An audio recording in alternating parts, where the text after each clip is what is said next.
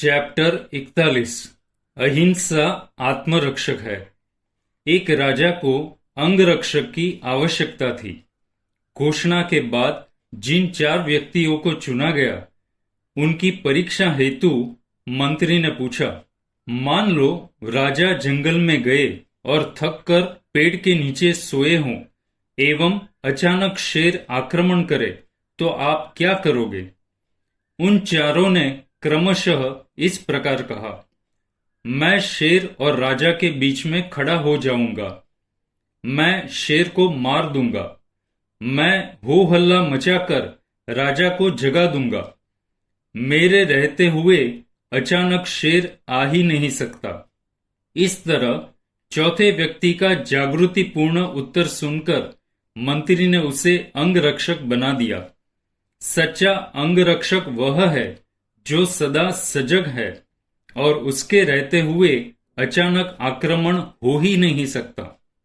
Silent message यह है, आत्मराजा का सच्चा अंगरक्षक अहिंसा है, जिसके रहते हुए अंतरंग शत्रुओं का अचानक आक्रमण संभव नहीं।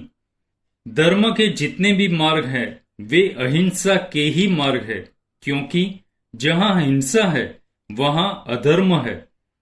जैसे समुद्र की प्रत्येक लहर में पानी समाया होता है, ऐसे ही विश्व के तमाम धर्मों में अहिंसा का आदर्श समाया हुआ है, जो आत्मरक्षक है। यही कारण है बौद्ध धर्म में अहिंसक व्यक्ति को आर्य अर्थात श्रेष्ठ पुरुष कहा है। उनका जीवन इसी भावना पर आधारित है। मानव दूसरे को अपनी तरह जानकर न किसी को मारे और न मारने की प्रेरणा करे।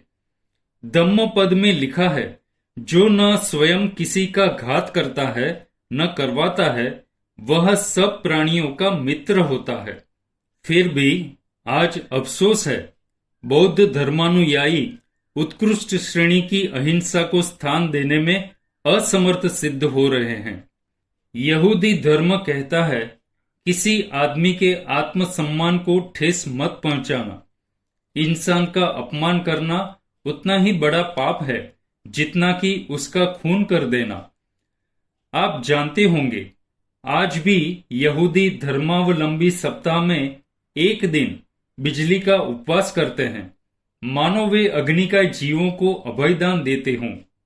महत्वपूर्ण तथ्य यह है, अहिंसा मानव जीवन का सर्वोत्तम आभूषण है। इसका अतिक्रमण करने वाला मानव कहलाने का अधिकारी नहीं है। ऐसा पारसी धर्म के महान प्रवर्तक महात्मा जुरथुष्ट्र कहते हैं। आज भी पारसी धर्मानुयायी अहिंसा के तले संतुलित व संयमित जीवन जीते हैं। एक पल रुको और भावना भाओ। सभी जीवों के अंतर चक्षु खुले और वे स्व पर का हित साध सकें।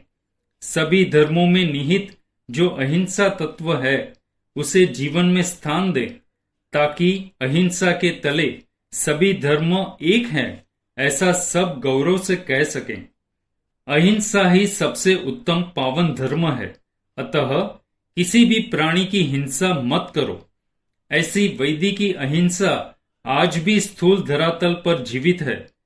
यह भी सच है, तू ही तलवार म्यान में रख ले, क्योंकि जो लोग तलवार चलाते हैं वे सब तलवार से ही नाश किए जाएंगे। तुम अपने दुश्मन को भी प्यार करो। ईसा के इस संदेश को ईसाई धर्मानुयायी सर माथे पर चढ़ाते हैं।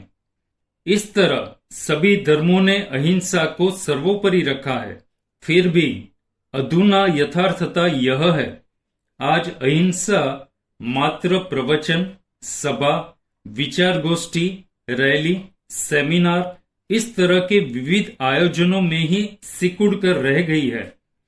प्रत्युत मूल प्रयोजन धूमिल हो गया है।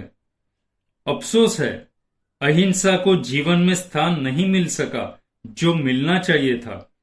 कड़वा सच यह है, अहिंसा से संबंधित समाचार पढ़ने और सुनने में भी लोगों की रुचि नहीं है। तभी तो प्रेस, मीडिया, अखबार एवं न्यूज वालों ने भी हिंसा को ही उभारा है। फिर भी अहिंसा ने अपना वर्चस्व खोया नहीं है। जियो और जीने दो। सभी धर्मानुयायी अहिंसानुयायी होने का पुरजोर प्रयास करें ताकि सार्वभौमिक अहिंसा धर्म सबका आत्मरक्षक बने।